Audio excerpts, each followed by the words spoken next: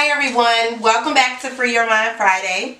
I'm Dr. Napasha Gettings, and I have moved forward in this video with thinking about some more information that I think everyone could benefit from. I'm always trying to make sure that these videos are providing you with useful information that you can add to your lifestyle and that you can also share with others. For those of you who don't know, I am a double board certified child and adolescent and adult psychiatrist practicing psychiatry in Illinois. And as a mental health professional, I believe that it is my duty to help educate the community and to break things down and explain them in a way that everyone can understand and appreciate. So as a psychiatrist, the major organ system that I work with every day in the human body is the brain and the central nervous system, and it is our powerhouse. I'm really excited about helping people understand more about how the brain works and what you need to do in order to take care of it. So last week we started to cover one of the major diseases that affects brain function, and that is dementia. And we learned that Alzheimer's is the most common type of dementia here in America, and that the incidence of Alzheimer's is increasing. And so today I wanted to follow up with that video with talking to everyone about what are some of the reasons why Alzheimer's and other dementias are on the incline in this country. And one of the major reasons has a lot to do with our nutrition. So today we're going to learn a little more brain facts so that we can understand why we have to focus on nutrition in order to maintain healthy brain function.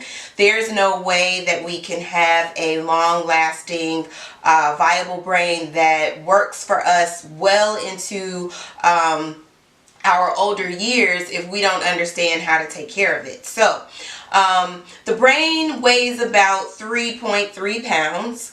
It is made mostly of water, but one of the major components of our brain is fatty acids.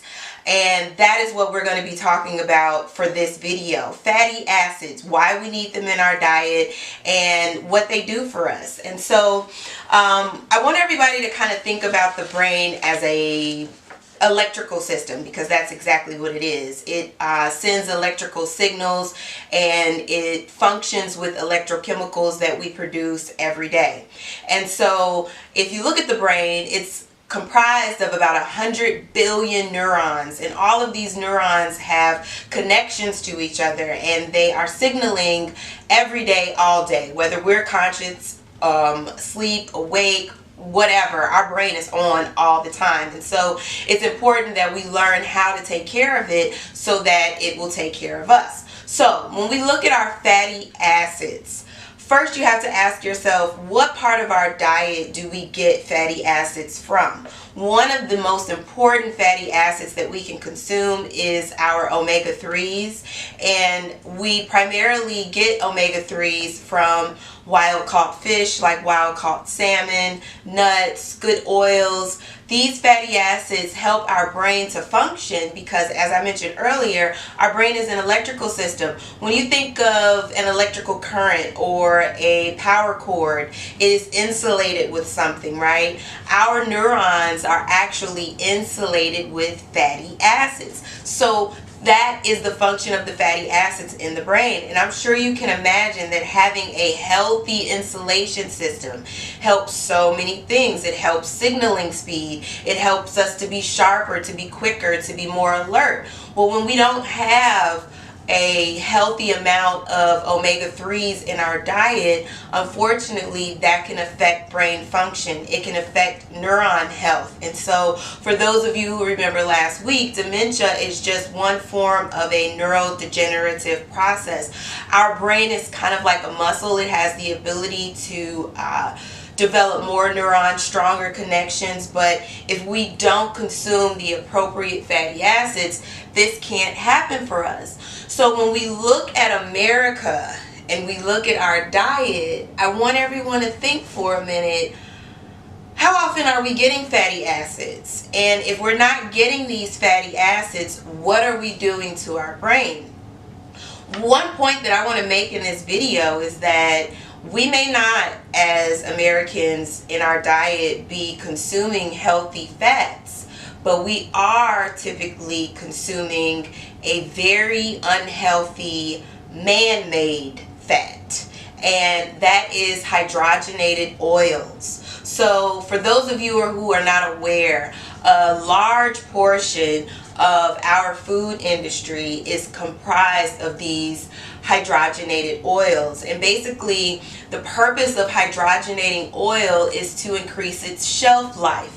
So although our food companies are concerned with obviously making a good product, making sure that it lasts on the shelves and doesn't spoil, our bodies are suffering from this, okay? So when you want to make a hydrogenated oil, basically what you do is you use nickel as a catalyst to force hydrogen atoms into naturally occurring fatty acids. So some of the food sources that we can see this really unhealthy man-made fat in, of course, are the oils that foods are fried in, battered foods. We see that a lot in our fast food restaurants. We also see these hydrogenated oils in our pastries, our cake mixes, our muffins.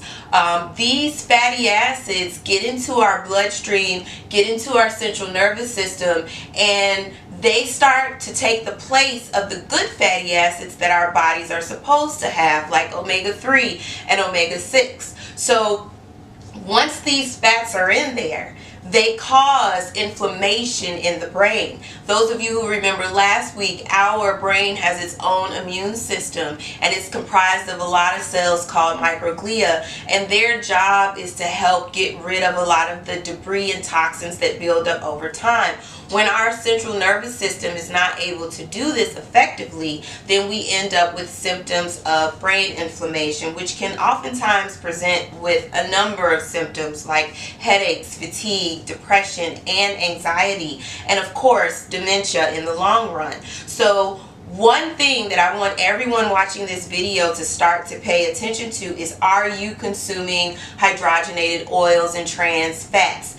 These fats can cause a huge toll on your health, and not only the central nervous system, but also our cardiovascular system.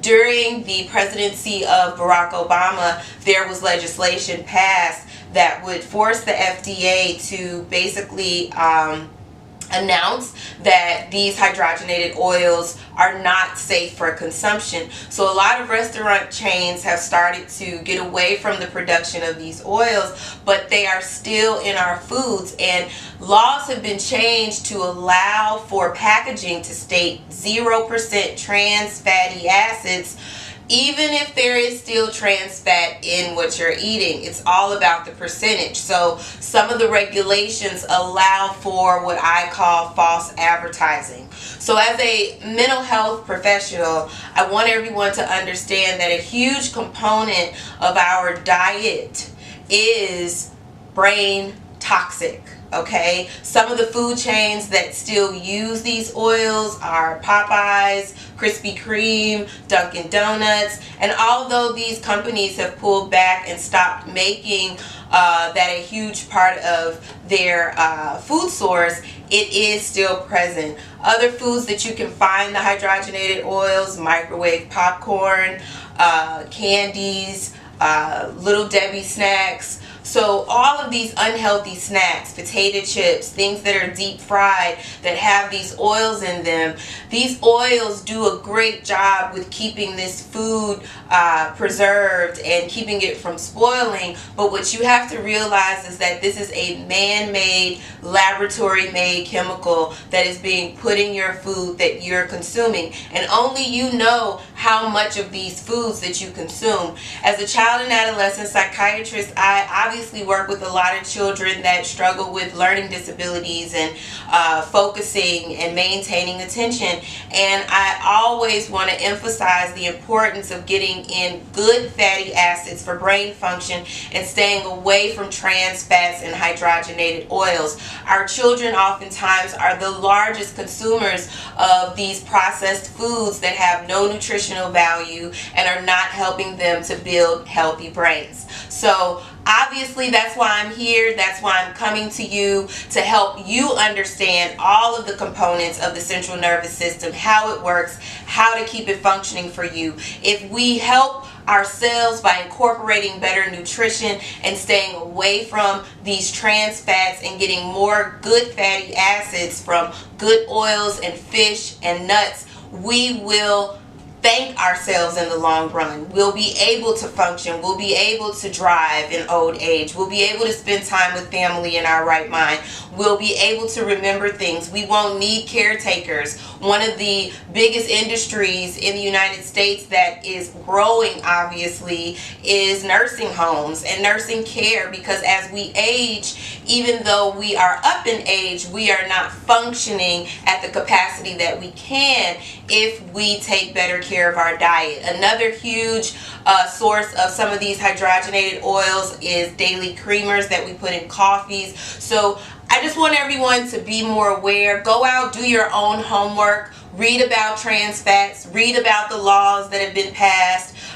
There's been a 3-year time limit put on by the FDA to basically really promote the removal of this substance from our diet. And for those of us who grew up eating these foods and weren't aware of the dangers of these toxins, I strongly encourage you to begin to remove them from your diet. Please come back and join me next week. If you have comments or you have topics that you want to hear about, please do post on Instagram. Do follow me at Natasha T. Gettings, MD. Please also visit Clarion Conscience for more videos. Every week I'm going to post a new video. This month I really want to cover brain health, brain wellness, nutrition, brain-gut connection. So please do come back next week and join me for another video that will be informative and that you can use to add to maintaining a better and healthier lifestyle. Thank you and be well.